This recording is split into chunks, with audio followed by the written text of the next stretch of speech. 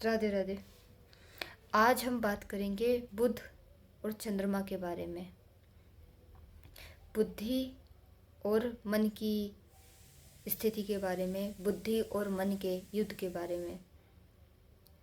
एक नॉर्मल और एक कॉमन प्रॉब्लम आजकल देखी जा रही है कि मन से प्रभावित लोग जो हैं काफ़ी चिंता में घिरे रहते हैं।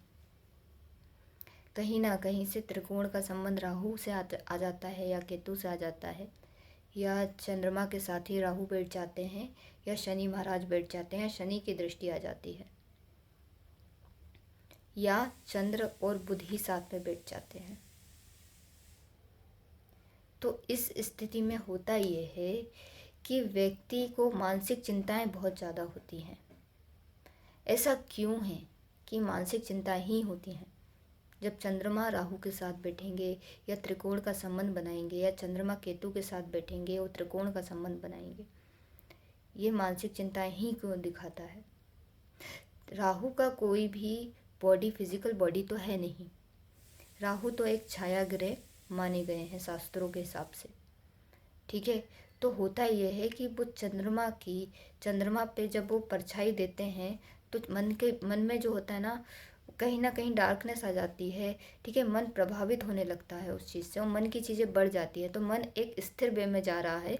देखिए, नदी का फ्लो है, स्मूथ फ्लो है, ठीक है। अब उस चीज़ को बढ़ा दिया जाए, उस फ्लो को बढ़ा दिया जाए, तो हमारे थॉट्स कैसे हो जाएंगे? बढ़ने लगेंगे, एकदम से सडन आएगा। और चंद्र राहु का जो कंजंक्शन है, त्रिकोण से बने या फिर साथ में बनेगा तो स्ट्रॉन्ग माना जाएगा। और जब ये बनता है तो ये इंट्यूशंस देते हैं। लेकिन राहु और चंद्र का जो इंट्यूशंस होता है वो थोड़ा सा ऐसा हो सकता है कि 10 इंट्यूशंस आए हमें, 10 में से 5 इंट्यूशंस हमारे गलत हों, 5 सही हों। 5 इंट्यूशंस भ्रम से प्रभावित हो, हमें भ्रम हो सकता है। और चंद्र केतु का इंट्यूशन प्योर इंट्यूशंस होता है।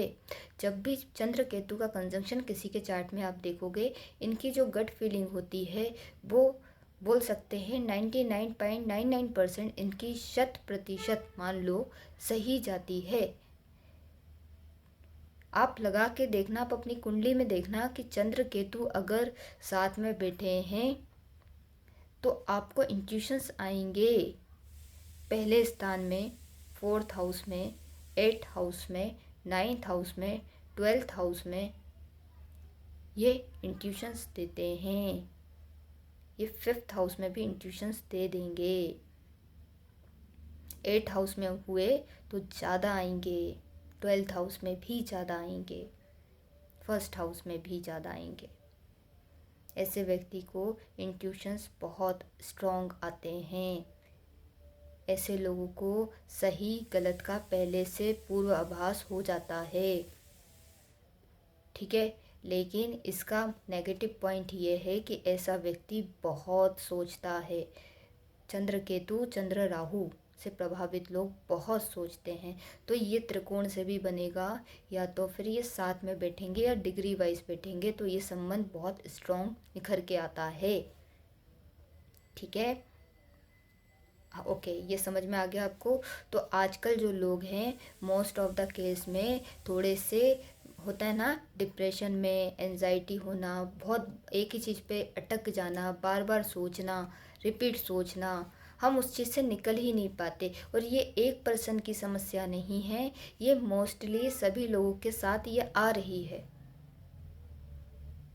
ठीक है। और इस समस्या का निवारण और भी खतरनाक और भी अच्छा हो सकता है अगर हम क्या कहते हैं, अध्यात्म से जुड़ जाएं, मेडिटेशन से जुड़ जाएं, योग से जुड़ जाएं। जब भी चंद्र केतु का कंजंक्शन होगा, ऐसे व्यक्ति को मेडिटेशन और योग करना चाहिए। ये इनके लिए रामबाण रेमेडी है। आपसे कोई ये बोले ये कर दो, फलाना कर दो, ढिकाना कर दो, नहीं। आपको कुछ नहीं करना, आपको घर में बैठना है, अकेले एकांत में बैठना है, मेडिटेशन करना है और योग करना है। योग के कुछ आसन पकड़ लीजिए, अनुलोम विलोम कर लीजिए, पद्मासन कर लीजिए, ठीक है, सिद्धासन कर लीजिए। तो इस तरह के जो आसन हैं आपके लिए काफ़ी बेनिफिशियल होंगे। ठीक है, इसमें ही आपका काम बन जाएगा। सूर्य नमस्कार कर लीजिए। तो इस तरह के जो आसन है चंद्र केतु वालों को करना चाहिए। और चंद्र राहु वालों को त्रटक ध्यान जो होता है, हठ योग है ये, इसकी साधना करनी चाहिए। दीपक जलाना चाहिए और उस दीपक को थोड़ी सी डिस्टेंस के साथ बिना पलके झपकाए देखना स्टार्ट करना चाहिए। यहाँ से मन की स्थिति थोड़ी सी सही होने लगेगी आपकी। आप जो ज़्यादा सोचते हो उसमें स्थिरता आने लगेगी। ठीक है, अभी मेरा टॉपिक क्या था? चंद्र और बुध का युद्ध। क्यों बोला मैंने चंद्र और बुध का युद्ध? क्योंकि बुध है ना, बुद्धि है। बुध हमेशा हर चीज़ में लॉजिक देते हैं। ठीक है, वो हमेशा हर चीज़ में तर्कशीलता देंगे कि अगर ये चीज़ ऐसी है तो ऐसी क्यों। हमारे मन ने कुछ सोचा तो बुध एक चीज़ लेकर आएंगे कि ये चीज़ ऐसी है तो फिर ऐसी क्यों।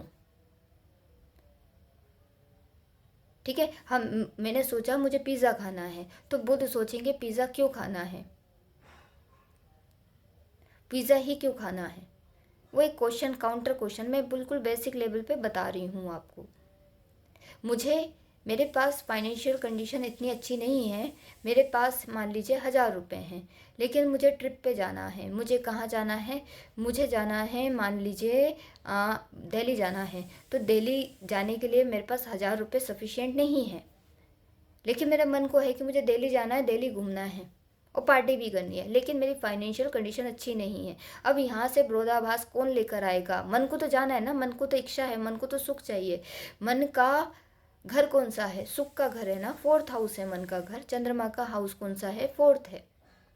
तो मन सुख को देखता है, वो बिना लॉजिक के साथ देखता है। लेकिन बुध क्या करते हैं? वो लॉजिक ले आते हैं। भाई मेरे पास तो 1000 रुपये है, मैं कैसे जाऊँ दिल्ली और वहाँ पार्टी कैसे करूँ, वहाँ घूमूँ फिरूँ कैसे? मेरे पास तो लॉजिक नहीं है। तो वो जो युद्ध होगा कि ये चीज़ मेरे को चाहिए है लेकिन ये चीज़ मुझे प्राप्त नहीं हो पा रही, तो उसकी वजह से जो एंजाइटी होगी, डिप्रेशन होगा। फॉर एग्जाम्पल कि जैसे आजकल लव रिलेशनशिप का भी इशू आता है, लोगों को लगता है हाँ मुझे उससे प्यार है, ऐसा है वैसा है, लेकिन बहुत लॉजिक ले आएंगे। अगर वो प्यार करता है तो मुझसे बात क्यों नहीं करता, ठीक है, मेरे को टाइम क्यों नहीं देता। इस तरह की लॉजिकल वाली जो चीज़ें होती है ना, वो बुध लेकर आते हैं। अब जिसका बुध स्ट्रांग होगा ना, वो लॉजिकल, बार बार क्वेश्चन मार्क, तुम कहाँ थे, किधर थे, तुमने बात क्यों नहीं की। क्योंकि ये हमारे माइंड में चलता है तो हम सामने वाले से पूछते हैं, क्योंकि बुद्धि दिखती है। और मन हाँ ठीक है, उसने बात नहीं की तो कोई बात नहीं, मैं तो उसको देख लूँ, ऐसे इस तरह की जो भावनाएं हैं ये मन देते हैं। जिसका मन स्ट्रांग होगा ना, वो इस तरह से, लेकिन वो सोचेंगे बहुत। अगर ये राहु केतु के साथ आ गए तो ये बहुत तरह की चीज़ें सोचेंगे। इनने तो ना जाने कितने अफेयर्स मन में डाल लिए होंगे, पता नहीं क्या क्या सोच लिया होगा। हो सकता है एक्सीडेंट हो गया, फलाना हो गया, ढिकाना हो गया, इससे बात कर रहा है, उससे बात कर रहा है, लेकिन ये बोलेंगे कुछ नहीं। लेकिन अगर यही बुध का इफेक्ट थोड़ा सा हैवी हो जाता है इनके चार्ट में, तो फिर ये जितना सोचेंगे ये उतना ही बोलेंगे सामने वाले से, जिसकी वजह से लड़ाई झगड़े की स्थिति पैदा होती है। फिर ऐसे जातक को एंजाइटी, डिप्रेशन होना, दुख होना, क्योंकि हमारा मन ही दुखों का कारण है। मन अगर सुखों का कारण है तो मन ही दुखों का कारण है। ठीक है, तो ये समस्या है हमेशा चंद्रमा के साथ। ठीक है, अभी मैं डायरेक्ट आपको बहुत डीप इंसाइट देने वाली हूँ चंद्रमा के बारे में। चंद्रमा के जो फादर बोलेंगे, पिता बोलेंगे, ठीक है, वो महर्षि अत्रि थे। ठीक है, वो चंद्रमा के फादर थे। ठीक है, चंद्रमा का रंग सफ़ेद है। अगर आप सफ़ेद रंग वेयर करते हैं, सफ़ेद चीज़ों का यूज़ करते हैं और सफ़ेद चीज़ों का दान करते हैं, तो उससे चंद्रमा अच्छे होते हैं। चंद्रमा का संबंध दूध से है। ठीक है, और अहीर भैरव चंद्रमा की सबसे बेस्ट रेमेडी है कि अगर आप सुबह उठ के अहीर भैरव राग लगा लेते हैं तो आपका चंद्रमा ऑटोमेटिक सही होने लगेगा। आपको कुछ करने की ज़रूरत ही नहीं है। ठीक है, उससे ज़्यादा अगर आप थोड़ा और आगे बढ़ेंगे तो चंद्रमा के लिए आप है ना शिव अभिषेक कर सकते हैं दूध से, या भगवान कृष्ण का अभिषेक कर सकते हैं दूध से। और भगवान कृष्ण का अभिषेक करेंगे तो आपको चरणामृत आप पी सकते हैं, तो है ना आप वो वाला भी कर सकते हैं। ये बहुत अच्छा रेमेडी है। या आप खीर का दान कर सकते हैं, दूध का दान कर सकते हैं, दूध से बनी चीज़ों का दान कर सकते हैं, फूड का दान कर सकते हैं, मीठी चीज़ों का दान कर सकते हैं। तो इसीलिए चंद्रमा के लिए दान बताया जाता है, खाने से, फूड से। लेकिन एक्चुअली चंद्रमा का संबंध दूध से है, जल से है। बहती हुई चीज़ से है। ठीक है, तो अगर हमें चंद्रमा को हम समझेंगे, इसलिए मैंने बोला आपको सबसे बेस्ट रेमेडी बताइए। अगर चंद्रमा बहुत ही ज़्यादा प्रॉब्लम में आ गया है तो आपको अहिर भैरव राग को सुनना चाहिए। इससे पता है आपके 2 ग्रह बहुत मजबूत हो जाएंगे। पता है कौन से? फर्स्ट है चंद्रमा, सेकंड है शुक्र। क्योंकि शुक्र हिप्पोफोरे नहीं है, मैंने एक वीडियो में बताया था आपको। शुक्राचार्य बॉलीवुड डांस को नहीं दिखाते, हॉलीवुड डांस को नहीं दिखाते, वो तो राहु का एलिमेंट आ रहा है। शुक्राचार्य शास्त्रीय संगीत को बताते हैं। अगर आप अहिर भैरव को लगाएंगे तो आपके शुक्र और चंद्रमा दोनों मजबूत होना स्टार्ट हो जाएंगे। आप सुनिए, आपका डिप्रेशन कम होगा। बाकी आप त्रटक वृद्धि कर सकते हैं, उससे भी चंद्रमा बैलेंस होते हैं, उससे बुद्धि भी बैलेंस होती है। तो त्रटक योग जो है, ध्यान जो है, वो सर्वश्रेष्ठ माना गया है। और ये आपके बच्चों जो छोटे छोटे जिनके जो पेरेंट्स हैं वो अपने छोटे बच्चों को तो ज़रूर करवाएं। ये बिल्कुल करवाना चाहिए बच्चों को। जैसे ही बच्चा 6-7 साल का होता है उनको त्रटक ध्यान करवाना चाहिए। एक दीपक जलाना है घी का और उसको देखना है, और पलकें झपक रही हैं, आंसू आ रहे हैं, हल्की सी बंद करो, फिर से ओपन कर लो। 30 मिनट डेली करो, 30 मिनट तो निकाल ही सकते हो आप। तो ये आप करना शुरू करो। तो ये रेमेडीज़ हैं। तो ये डिप्रेशन एंजाइटी से बचने की मैंने रेमेडी बताई, क्योंकि ये चंद्रमा और बुद्धि का जो युद्ध है ये बहुत बड़े लेवल पे जा सकता है। ये मेंटल डिसऑर्डर दे सकता है आपको। कई लोग सुसाइड अटेम्प्ट करते हैं इस वजह से, इतना डिप्रेशन में चले जाते हैं क्योंकि उनको रास्ता नहीं दिखता, बुद्धि काम नहीं कर रही है, मन बहुत हावी हो रहा है, मन बेचैन हो रहा है, हम समझ नहीं पा रहे, हमें लग रहा है इसके बाद तो इससे बुरा कुछ हो ही नहीं सकता। उस कंडीशन में ये चीज़ आती हैं।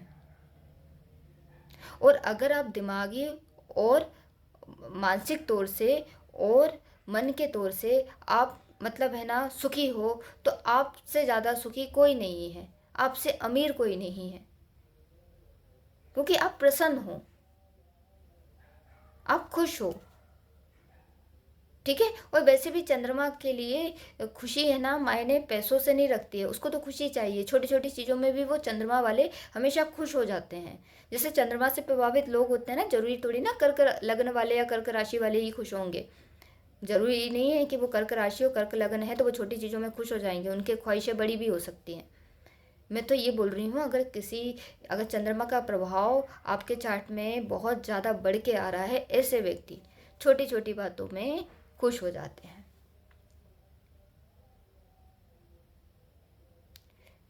उनकी प्रसन्नता भोग माया पे नहीं है, उनका सुख है ना हर चीज़ में आ जाएगा।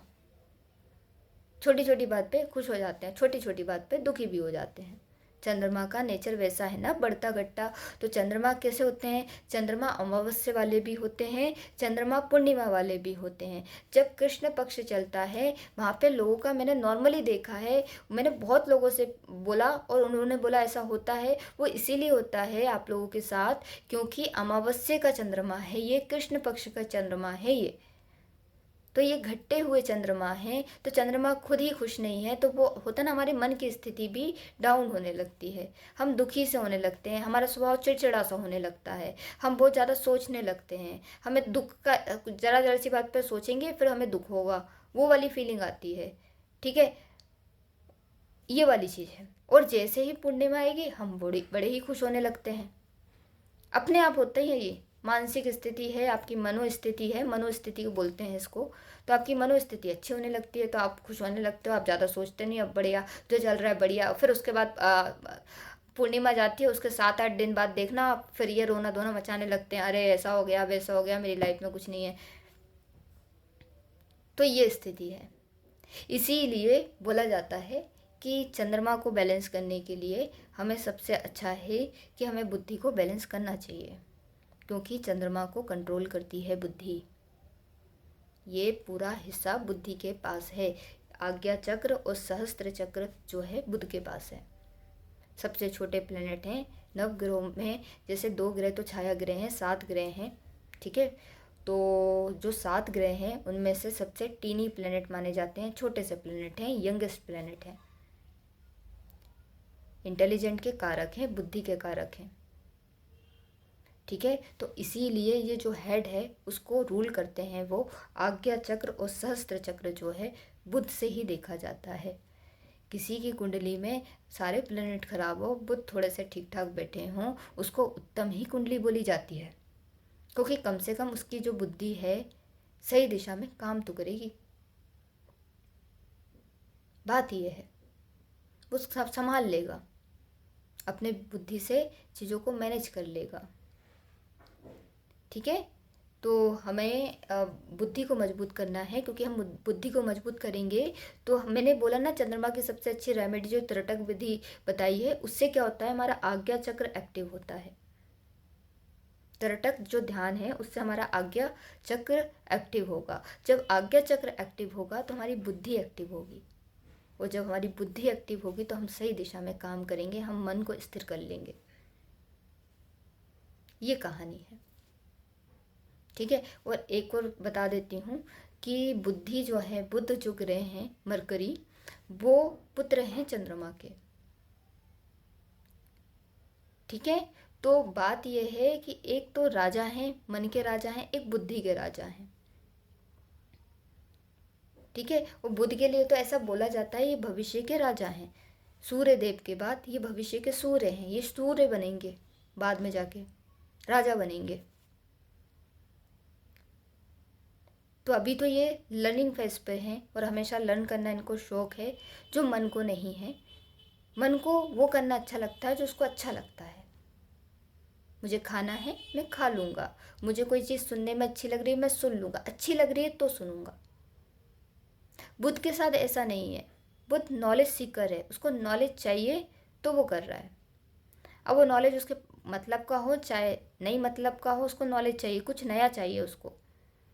बुद्धि नॉलेज को खाता है, उसको नॉलेज चाहिए, कुछ ना कुछ उसके दिमाग में होना चाहिए उसको कुछ। अगर आपको बुध को अच्छा करना है, बुध की मैं रेमेडी बताती हूँ। जो जातक ये सोचते हैं ना अब हमारा हो गया जीवन, हमने बहुत कुछ हासिल कर लिया, अच्छी जॉब हो रही है, सब कुछ चल रहा है और हम कुछ पढ़ नहीं रहे, आपका बुध यहाँ से खराब होना शुरू हो जाएगा। बुध को सही रखने का तरीका यही है कि आप कुछ ना कुछ लर्न करते रहो, आप हमेशा स्टूडेंट बने रहो, आपका बुध हमेशा अच्छा रहेगा। क्योंकि बुध एक स्टूडेंट हैं, वो सिर्फ सीखने के लिए ही रहते हैं, और कुछ भी नया होगा ऐसा नहीं है। पढ़ाई लिखाई, आप कोई स्किल सीखिए, आप कोई क्रिएटिविटी सीखिए, कुछ भी सीखिए, लेकिन आप कुछ नया सीखिए। आपको कुछ नया एक दिन में सीखने को मिल रहा है, ये आपके लिए, बुध के लिए सफिशिएंट रेमेडी है।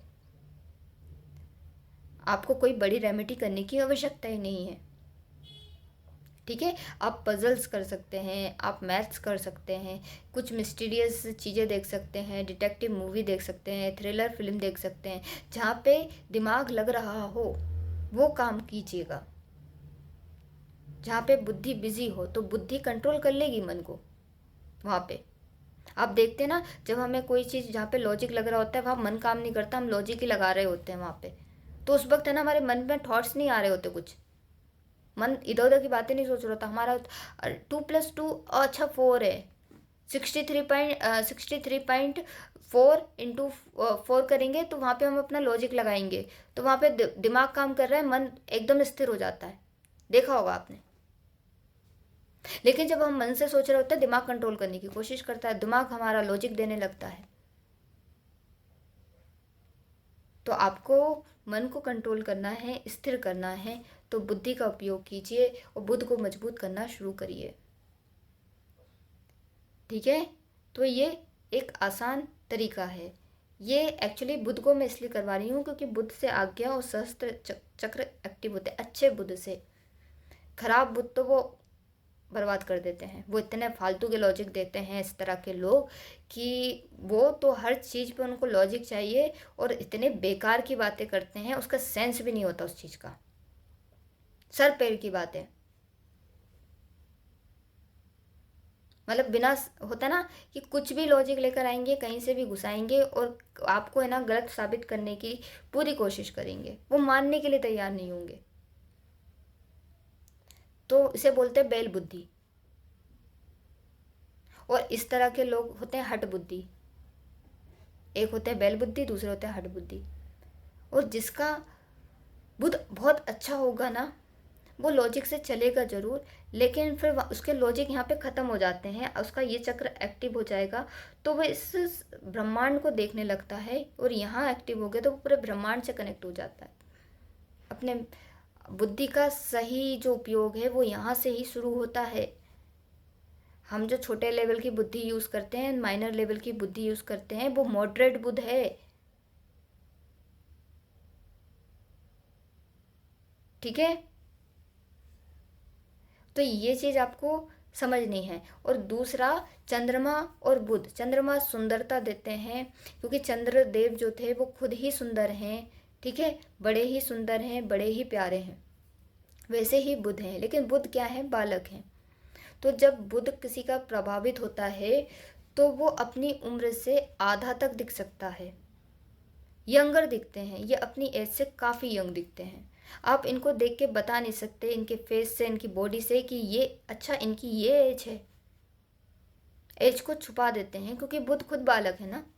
हमारे जो ग्रह हैं उनमें सबसे छोटे हैं, वो यंगेस्ट हैं, यूथफुल हैं, बालक हैं, उनको बालक भी बोला जाता है इस वजह से। और चंद्रमा से प्रभावित लोग होते हैं। वास्तव में किसी का चंद्रमा बहुत अच्छा होगा, उस पर किसी भी तरह की नकारात्मक दृष्टि नहीं आ रही है, नेगेटिव दृष्टि नहीं आ रही है उन पर, तो बहुत अच्छी सुंदरता देते हैं ये।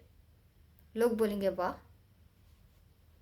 इस तरह से, चाहे वो लड़का हो चाहे लड़की हो। ठीक है, बड़े भोले होते हैं चंद्रमा के से प्रभावित लोग, क्योंकि कारण उसका यही है, भोले ही होते हैं। कुछ लोग बोलते हैं शातिर होते हैं, शातिर नहीं होते। शातिर होने के लिए बुद्धि होनी चाहिए, और बुद्धि में भी राहु का एलिमेंट आएगा, तब जाके तो कोई शातिर बनेगा। भोले होते हैं क्योंकि वो मन से ही चल रहे हैं, इस वजह से। तो ये लग्न और राशि के हिसाब से नहीं बताया है मैंने, चार्ट में स्ट्रेंथ के हिसाब से बताया है कि अगर प्लैनेट का सबसे ज़्यादा प्रभाव किस प्लैनेट का रहता है कुंडली में, उस हिसाब से। किसी किसी के चार्ट में शनि का प्रभाव ज़्यादा रहता है, किसी किसी के चार्ट में सूर्य देव का प्रभाव रहता है, और किसी किसी के चार्ट में मल्टीपल प्लैनेट्स का प्रभाव ज़्यादा देखने को मिलता है। उस हिसाब से उसकी पर्सनैलिटी डेवलप होती है। और वैसे बेसिकली नॉर्मली जो केसेस आजकल चल रहे हैं, उस हिसाब से मैंने ये टॉपिक लिया है। आपके घर में देखना, आपके घर में कोई पीड़ित हो, स्पेशली बच्चों को, तो अभी से स्टार्ट कर दीजिए, ठीक है, ताकि उनका सब कुछ आगे चल के उनको ये डिप्रेशन, एंजाइटी, बार बार है ना मूड स्विंग, इस तरह की प्रॉब्लम उनको फेस नहीं करनी पड़े। ये सबसे अच्छी रेमेडी है। अहिर भैरव से अच्छी रेमेडी कुछ ही नहीं है। अहिर का संबंध क्या है? अहिर का मतलब होता है जो दूध का व्यापार करते हों, ठीक है। तो उधर से ये शब्द लिया है अहिर, क्योंकि सुबह सुबह कौन आते थे? दूध देने वाले आते थे, दूध का संबंध निकल के आता था। तो अहिर भैरव राग का संबंध बताया जाता है, तो ये उससे जुड़ा हुआ है, ठीक है। ये बहुत प्राचीन है, ठीक है। तो ये इतना प्राचीन है। तो अहिर का, चंद्रमा का संबंध किससे है? चंद्रमा का संबंध दूध से है, पानी से है। इसीलिए उनकी बेस्ट रेमेडी भी अहिर भैरव है। आप सुनिए, आपको फायदा मिलेगा।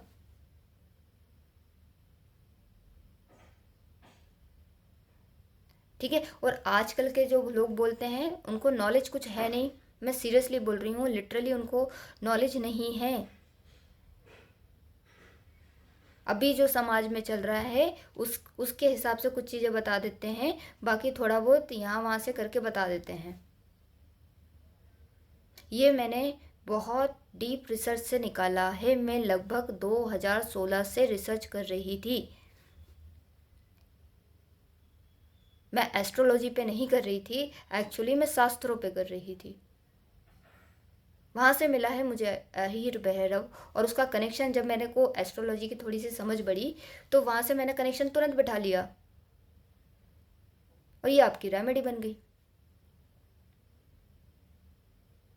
और ये काम करेगा। त्रिटक के लिए आपको लग रहा है कि आप शांत मन से नहीं कर सकते, आपका मन बहुत ज़्यादा कर रहा है, राहु का इफेक्ट बहुत ज़्यादा बढ़ के आ रहा है, शनि का आ रहा है, आप ओम ह्रीम नमः का जाप कीजिए। ओम ऐसे, ह्रीम नमः, मतलब कि वो साउंड का वाइब्रेशन है वो फील होना चाहिए और आपका फोकस उधर ही होना चाहिए, एक तो दीपक की ज्योति पर और एक आपके इस वाइब्रेशन पे, मंत्र वाइब्रेशन पे। मैं देखना चाहूँगी आप 30 दिन बाद मुझे बताइएगा आपको आराम लगा या नहीं। 30 दिन बाद, एग्जैक्ट 30 दिन, लेकिन रोज करना जरूर है। अब ऐसा नहीं है कि एक दिन करा 2 दिन बाद छोड़ दिया क्योंकि आप तो मन के राजा हैं, ऐसा नहीं करना। आप करके देखिए, 30 दिन बाद आप मुझे बताना आपको आराम लगा या नहीं। मंत्र यही होगा, ओम ह्रीम नमः। आपको जो नींद की समस्या होती है ना, क्योंकि जब चंद्रमा खराब होते हैं तो ऐसे जातक की नींद की समस्या होती है। देखिए रात के जो कारक ग्रह हैं वो कौन कौन से हैं? चंद्रमा है, शनि है, बुध है, ठीक है। तो ये मैं एग्जाम्पल दे रही हूँ जस्ट, ठीक है। इनकी वजह से क्या होता है, अगर ये प्रभावित होते हैं तो आपको अनिद्रा की समस्या होती है। चंद्रमा 12th हाउस में बैठ जाते हैं, संबंध बना लेते हैं। चंद्रमा राहु 12th हाउस में बैठ जाते हैं, नींद की समस्या आ जाती है। केतु बैठ जाते हैं, चंद्र केतु बैठ जाएंगे, नींद की समस्या आएगी आपको, ठीक है। और वैसे भी ये कहीं भी बैठ जाएंगे तो आपको नींद आने में थोड़ी सी प्रॉब्लम तो आएगी। हम जागते हैं ना तो बहुत से लोग बोलते हैं नहीं नहीं हम ज़्यादा नहीं सोते। एक का मैं बात कर रही थी, बड़ा फनी था ये, कि है ना, वो ये बोल रहे थे नहीं नहीं हम तो सो जाते हैं 1 बजे, ज़्यादा नाइट तक थोड़ी ना जागते हैं। 1 बजे वो सो जाते हैं, ज़्यादा नाइट तक जागते नहीं है वो। शास्त्रों में कितने बजे सोने का बताया है? 8 से 10 बजे के बीच, 10 बजे तक आपको सो जाना है। तो ये चीज़ है। तो भाई ये सबके साथ है कि आजकल रूटीन वैसा हो गया है तो लेट ही सोते हैं। लेकिन हाँ, कि जो 1 बजे बोल रहे हैं ना कि हम ये लेट नहीं है, तो वो एक्चुअली लेट है, आपको पता नहीं है वो लेट है। क्योंकि आपको 4 बजे तो सो के उठना ही है ब्रह्म मुहूर्त में, तो आप कितने बजे की नींद लेंगे? तो बात ये है, या तो आपको ऐसा करना चाहिए, देखिए आपको ऐसा करना चाहिए कि आप अगर मान लीजिए आप 12 बजे भी सोते हैं, सफिशियंट है, सुबह 6 बजे उठ जाइए, ऐसा कर सकते हैं। लेकिन हाँ, आपको ये त्रिटक तो करना ही पड़ेगा। अगर आपके चंद्रमा बहुत ज़्यादा प्रभावित, त्रिटक कीजिए और सुबह सुबह उठते से अहिर भैरव का राग लगा दीजिए, बहुत अच्छा काम करेगा ये।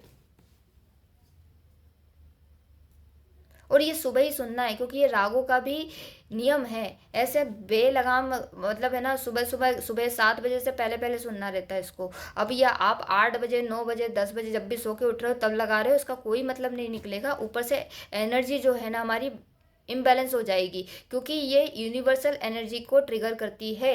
ये जो राग है ना, ये हमारे आसपास के इन्वायरमेंट को इन्फ्लुएंस करते हैं। तो सोच समझ के, हर राग का एक समय होता है, स्ट्रक्चर होता है। क्यों शनि शुक्र की राशि में उच्च के होते हैं? क्योंकि यहाँ पे प्रैक्टिस भी बहुत है और रूटीन भी, मतलब होता है ना, एक रूटीन प्रॉपर है कि भाई इस समय ये चीज़ होगी। क्योंकि शनि क्या है, समय है।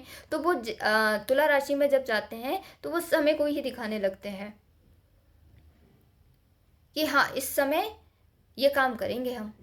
हर चीज़ रूटीन वाइज होती है, डिसिप्लिन वाइज होती है, तो आपको वही करना है,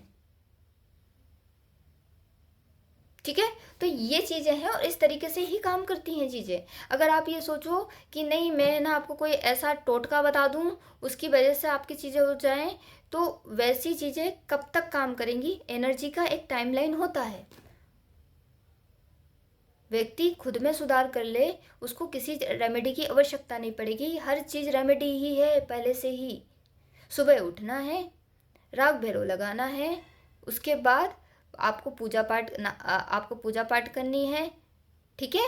और उसके बाद अपना दिनचर्या शुरू करना है। बस सिंपल सी रेमेडी है। आप पहले थोड़ा थोड़ा करिए, क्योंकि मैंने आपको ज़्यादा स्टार्टिंग से बता दिया आपको ये करना है, ये करना है, ये करना है। तो मुझे मालूम है कि जब ये चंद्र और बुध का वॉर चलता है और ये चंद्रमा जब प्रभावित होते हैं, ऐसे जातक को समय अनुसार चीज़ें करवाना बड़ा ही मुश्किल हो जाता है। और शनि खराब हो जाए तो फिर तो बहुत ही मुश्किल हो जाता है, क्योंकि ऐसे व्यक्ति को समय का ध्यान नहीं रहता। आप इनसे 11 बजे बोलेंगे, ये आएंगे 2 बजे। आप इनसे 2 बजे बोलेंगे, ये आएंगे 5 बजे। इस तरह की चीज़ें होती हैं। इन्हें खुद पता नहीं चलता, ये जानबूझ के नहीं करते हैं, इन्हें पता ही नहीं चलता। और ये अपनी गलती को एक्सेप्ट भी नहीं कर पाते, क्योंकि उन्हें समझ ही नहीं आता। ये प्रॉब्लम है। और ये प्रॉब्लम कैसे आएगी? क्योंकि चंद्रमा के शत्रु है ना शनि, तो हम समय को खराब कर रहे हैं, हम काल को खराब कर रहे हैं। शनि काल है, शनि ही मृत्यु है। मैं बार बार बोल रही हूँ, शनि ही मृत्यु है। शनि समय को दिखाते हैं, गया समय वापस नहीं आता। आज आप 10 साल के हो गए हो या 20 साल के, मान लीजिए आप 20 साल के हो गए हो, आप वापस से 15 साल के हो सकते हो क्या इस जन्म में? संभव नहीं है, वो बीत गया। तो हर साल आपकी उम्र घट रही है, आप हर समय अपना एक समय खर्च कर रहे हैं। और शनि ही कीमती हैं, समय ही कीमती है। तो ये चीज़ है। अब चंद्रमा क्या है? मन के हैं, तो मन के मोची हैं, तो उन्हें मैनेज करना नहीं आती चीज़ें। और यहाँ पे चंद्रमा और शनि की शत्रुता देखने को मिलती है, क्योंकि शनि बोलते हैं मन से चीज़ें नहीं होती, डिसिप्लिन बहुत ज़रूरी है। बस यही रीज़न है, और कोई रीज़न नहीं है इनकी शत्रुता का। क्योंकि मन फ्लो देता है, बहुत सारी थिंकिंग देता है, और शनि जो हैं स्ट्रिक्टनेस देते हैं, स्टेबिलिटी देते हैं, और स्थिरता के कारक हैं, और चंद्रमा फ्लो के कारक हैं। तो ये विरोधाभास की स्थिति है इस वजह से, और कोई रीज़न नहीं। ठीक है, तो आपको इसको मैनेज करना है। आप अगर चंद्रमा और ये वाला जो एलिमेंट बताया है मैंने, इसको आप अच्छे से मैनेज कर लेंगे, आपके शनि ऑटोमेटिक मैनेज हो जाएंगे। आप एक को मैनेज करेंगे, दूसरा अपने आप मैनेज हो जाएगा। मैं शनि का इसलिए नहीं बता रही, आप शनि को मैनेज करने जाएंगे तो आपको डिप्रेशन, एंजाइटी ज़्यादा होगी, क्योंकि आपका मन दुखी रहने लगेगा। सबसे पहले हमें कोई भी प्लेनेट अच्छा करना है तो सबसे पहले हम चंद्रमा को ही अच्छा करेंगे। पहले हम प्रसन्न रहेंगे, उसके बाद ही तो हम चीज़ें कर पाएंगे खुशी खुशी। हम प्रसन्न ही नहीं है तो हम कैसे कर पाएंगे? हमारा मन ही अच्छा नहीं है तो हम कैसे कर पाएंगे? ठीक है, मन को संतुष्ट होना बहुत अनिवार्य है, मन का प्रसन्न होना बहुत अनिवार्य है। अगर हमारा मन प्रसन्न है, हमारा मन संतुष्ट है, तो हम तो सब कुछ ही बल्ले बल्ले, यहाँ पे सब कुछ ही चंगा। लेकिन हमारा मन असंतुष्ट है, हमारा मन दुखी है, तो आप बताइए कि हमारे पास सब कुछ हो तो हमारे पास कुछ नहीं होता, क्योंकि हम दुखी हैं। और हमारे पास कुछ भी नहीं हो लेकिन हम प्रसन्न हैं, संतुष्ट हैं, तो कुछ होने से भी फर्क नहीं पड़ता, कुछ नहीं होने से भी फर्क नहीं पड़ता। तो ये कॉन्सेप्ट है चंद्रमा का, और ये बहुत अच्छा कॉन्सेप्ट है, प्राचीन कॉन्सेप्ट है कि भाई आपको सबसे पहले मन को स्थिर करना है, मन को सही रखना है। और ये मेडिटेशन, ध्यान, योग, साधना, ये सब इन्हीं के लिए है। और आपको यही करना है, मन और बुद्धि को स्टेबल करना है। अगर आपने ये साध लिया तो फिर कोई मतलब नहीं है कि आपके पास क्या है क्या नहीं है। ठीक है, आप संतुष्ट होना सीख जाओगे। जब आप संतुष्ट होना सीख जाओगे, हर चीज़ आपके बैलेंस पे में आएगी, और सारे ग्रह आपके ऑटोमेटिक अलाइन होना शुरू हो जाएंगे, खुद ही हो जाएंगे। आपको ज़्यादा कुछ करने की ज़रूरत ही नहीं है। मैंने आपको कोई प्लैनेट पकड़ के बताया है, आपको सबसे पहले किसको सही करना है। डजेंट मैटर आपका लग्न क्या है, मैटर ही नहीं करता। आप मेष लगन के हैं, वृषभ लगन के हैं, आप कन्या लगन के हैं, मिथुन लगन के हैं, आप कर्क मकर लगन के हैं, या फिर आप कुंभ लगन के हैं। आप किसी भी लगन के हो, XYZ। ठीक है, आपको चंद्रमा और बुध को बैलेंस करना है। सबसे पहले आप यही कीजिए। जब आप ये करने लगोगे, आपकी ये चीज़ फोकस हो जाएगी, उसके बाद देखना आप ऑटोमेटिक सारी चीज़ें अलाइन होने लगेंगी। और छोटे छोटे लेवल से टारगेट स्टार्ट करना, बड़े लेवल की चीज़ें मत लगाना, बहुत बड़ी लंबी लिस्ट मत बनाना, नहीं हो पाएगा। मुश्किल आती है। कुछ टाइम कर लेते हैं हम जोश के साथ, बाद में फिर वैसे का वैसे ही हो जाता है। ये ऐसा होता है ना, होता है, सबके साथ होता है। जो सुन रहे हैं वो समझ रहे हैं, वो इसीलिए होता है। छोटा छोटा टारगेट, जब हम छोटा टारगेट अचीव करते हैं ना, मन बहुत जल्दी खुश हो जाता है। अच्छा मैंने आज ये कर लिया, मैं ये रोज कर रहा हूँ, खुशी होती है। फिर हमें कोई दूसरा छोटा सा और टारगेट मिलेगा तो हम उसे एक्सेप्ट कर लेंगे, एक्सेप्टेंस आ जाती है। हाँ ये भी कर सकते हैं, जब मैं ये कर रहा हूँ ना छोटे लेवल का, ये वाला कर लिया तो ये भी कर लूँगा। तो ऐसे धीरे धीरे बढ़ाना है। अचानक से बहुत सारी चीज़ें बता दोगे, बड़ी चीज़ें बता दोगे, व्यक्ति नहीं कर पाएगा। ठीक है, अब मैं किसी को बोलूँ कि 2 घंटे बैठना है पद्मासन लेकर, पश्चिम नमस्कार करना है, ये हाथ लिए इसको पीछे किया, ऐसे कर लिया, ये देखो ऐसे सी, तो ये सब नहीं कर पाते। पद्मासन लेना है आपको तो पद्मासन तो बहुत सारे लोग लगा भी नहीं पाते, सिद्धासन नहीं कर पाते, तो उसको उस फॉर्म में आने में टाइम लगता है। तो आप धीरे धीरे छोटा छोटा करिए। ठीक है, कुछ नहीं हो रहा अनुलोम विलोम करिए, वो भी नहीं हो रहा तो मैंने जो बताया है ओम ह्रीम नमः, और उसकी वाइब्रेशन को ऐसे नहीं बोलना ओम ह्रीम नमः, ऐसे नहीं बोलना है, पूरा खींच के बोलना है। ओम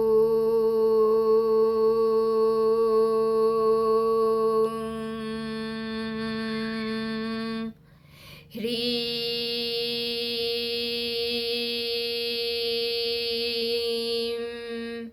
नमः, ऐसे काम करेगा। अगर आप ये सोचो कि ओम ह्रीम नमः, ओम ह्रीम नमः, ओम ह्रीम नमः करो, तो ये काम वैसे नहीं करेगा। मंत्र उच्चारण के तरीके होते हैं। सामवेद में जो ऋचाएं हैं उनकी गायन शैली हर एक ऋचाओं से अलग है। वो सरगम के थ्रू गाई जाती हैं और सबके सरगम अलग है, और ये फैक्ट है। आप ऐसे पढ़ नहीं सकते उसको, आप बिल्कुल हल्के में नहीं कर सकते, और जितना आप अच्छे से करोगे उतनी तेजी से ये काम करेगा। ये बिल्कुल जो मैंने बताया है ये वैदिक मंत्र है, ओम ह्रीम नमः, ये फास्ट काम करेगा, लेकिन इसको वाइब्रेशन के साथ ही पढ़ना है। आपको उसको फील करना है। आप जब बोलोगे ना आपकी बॉडी में वाइब्रेशन फील होगा। आप करके देखो, जो मैंने तरीका बताया है वैसे करके देखना, आपको तुरंत ही होगा। आप करके देखना, आपको फील होगा। आपका माइंड एकदम से स्थिर हो जाएगा। थॉट्स आप कोई भी इधर उधर चल रहे होंगे एकदम से स्थिर। तो सोचिए 30 मिनट आप करेंगे क्या होगा, और फिर आप 1 महीने करेंगे तो उसका रिजल्ट क्या होगा, सोच के देखिए। और बिल्कुल आसान रेमेडी है, कुछ करना ही नहीं है। ठीक है, और बाकी हाँ चंद्रमा की बेस्ट, बाकी अदर जो रेमेडी हैं तो वो आप कर सकते हो। फूड डोनेशन कर सकते हो, गरीबों को कर सकते हो। ठीक है, वो लेकिन आपको अपने हाथों से करना है। ठीक है, आपको अपने हाथों से करना है, और ज़्यादा हो सके तो अपने हाथों से बना के करना है, अच्छे से काम करेगा। और आप ये नहीं कर सकते तो ये करिए, सबसे आसान तरीका बताया है, 1 रुपये नहीं लगेगा। सिर्फ घी का जो पैसा है वो लगेगा, बाकी कुछ नहीं लगेगा। ठीक है, तो ये इस तरीके से काम करती हैं रेमेडीज़, तो ऐसे ही काम करती हैं। और मैं जो तरीके बताती हूँ काफ़ी लॉजिकल बेस्ड होते हैं, वेदों के अनुसार होते हैं, उपनिषदों के अनुसार होते हैं। मैं ऐसे रेमेडीज़ नहीं बताती जो टोटका हो, क्योंकि वो कुछ टाइम तक ही काम करेंगे। मैं ये चाहती हूँ कि लाइफ बदले तो पूरी तरह से बदले, थोड़ी बहुत ना बदले, कुछ दिनों के लिए ना बदले, 1 आध महीने के लिए ना बदले, स्थिरता हमेशा के लिए प्राप्त हो। जीवन में बदलाव आए, वास्तविक बदलाव आए, 4 लोग देखें तो वो बोलें कि अच्छा ऐसा भी होता है, तुम तो पूरे ही बदल गए। तो वो चीज़ होनी चाहिए, वो चीज़ नहीं होनी चाहिए कि कुछ टाइम के लिए था और फिर वो बिल्कुल वैसे का वैसे। वैसा नहीं, कुछ बड़ा करना है ना तो ऐसे करना है, ठीक है। और सारे प्लैनेट अपने आप अलाइन होने लगेंगे, आप देखना, अपने आप, ठीक है। एक ये तरीका है। दूसरा तरीका कैसा है? दूसरा तरीका है भगवान कृष्ण की आराधना। चंद्रमा और बुध को बैलेंस करने के लिए भगवान विष्णु या भगवान विष्णु के जो अवतार हैं उनकी आराधना की जाती है, उनके नाम का जप किया जाता है। उससे बहुत जल्दी चंद्रमा अच्छे होते हैं। और चंद्रमा ही नहीं, सारे के सारे नवग्रह, ये नवग्रह तो कुछ है ही नहीं, बहुत छोटी सी चीज़ है। हमारे हमारे ना सौर मंडल में बैठे हुए हैं ये नवग्रह, ठीक है। ये पूरा ब्रह्मांड है, गैलेक्सी है। गैलेक्सी के बाद ऐसी कितनी सारी बिलियंस गैलेक्सी हैं, उसमें फिर उसके ऊपर ब्रह्मांड है। पूरा ब्रह्मांड उन्हीं गैलेक्सी से भरा हुआ है। अब ऐसे ही ब्रह्मांड के कई ब्रह्मांड हैं, उन ब्रह्मांड के भी कई मल्टीपल वर्स हैं और फिर उनके भी ओमनीवर्स हैं। उनके स्वामी की बात कर रही हूँ मैं। तो ये तो बिल्कुल छोटी सी चीज़ हो गई उनके लिए। तो ये तो सारे वैसे ही अनुचर हैं। तो मैं किसकी बात कर रही हूँ सोच के देखो, मैं ईश्वर की बात कर रही हूँ।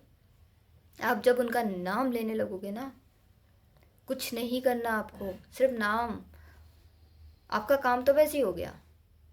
और अगर आप ये नहीं कर पाओगे, मैं अगेन बोल रही हूँ, क्योंकि देखो नाम जब ना भाव संबद्ध होता है, भाव से लिया जाए तो वो बहुत कारगर काम करेगा। नहीं तो नाम जप के लिए आपको बहुत सालों लगेंगे, तब जाके थोड़ा बहुत तो कारगर करेगा। लेकिन नाम जप में जब आप बोलोगे पूरा कंट्रोल कर लिया, हम जो चाहें वो वाली चीज़ हो, तो उसमें समय लगता है। क्योंकि ये दक्षिण मार्ग की विधि है, ये बहुत लंबी विधि है।